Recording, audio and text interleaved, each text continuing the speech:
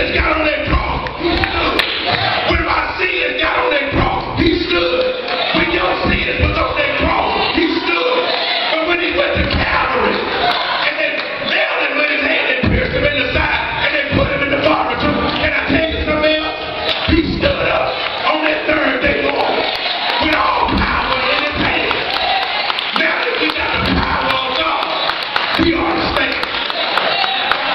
So this is your year that you are to stand. You got to be like Stephen today. You got to stand because your faith is going to get you in trouble. You got to learn to stand. If you don't know how to stand, if you need a cane, stand. If you need a walker, stand. If you need a leaning post, stand. If you need somebody to hold up your arm, stand. If you need your enemy to be your footstool, stand.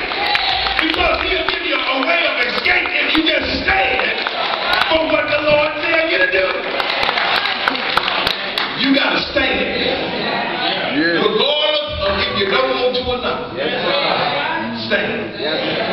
Your back is going to be up against the wall this year.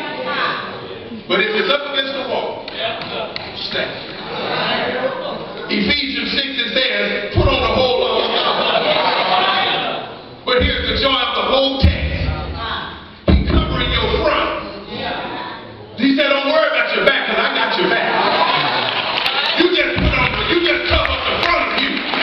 So in other words, he just dressed to impress and stand for what I tell you to stand for. So Lonoke, as I make my transition and my journey, I want to leave you with a little something. Stand. If you don't do anything else, stand. Because if everybody stands together, oh, what a church this would be. If you just stand. Can I just ask you to do something? Can you practice standing together? Can you practice standing together? Now look around and see how good that looks if everybody stands together. You got to learn how to stand. When the enemy comes in like a flood, stand. When they talk about you, stand. When they say you'll never make it, stand. Because I never would have made it if it had not been for the Lord on my side. You got to stand. You're going to have some tough times. Stand. Your husband or wife might not understand. Stand.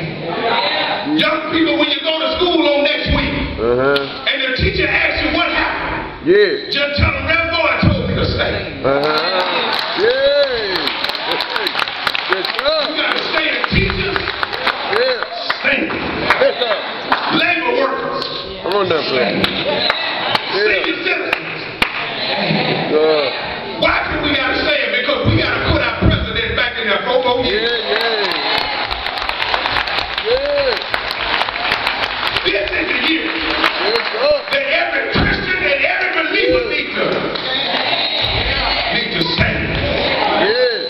Because Jesus showed us in the text that if you stand for me, just look up. He'll open the Bible. And he'll show you that no longer am I sitting on the cross. He said, what I'm doing, I'm just. You gotta stand. You gotta stand. I said stand, church. Whatever you want in life. Men, stand. Don't no woman want no weak man that won't stand. All right. Amen. And don't no man want no weak man. All right.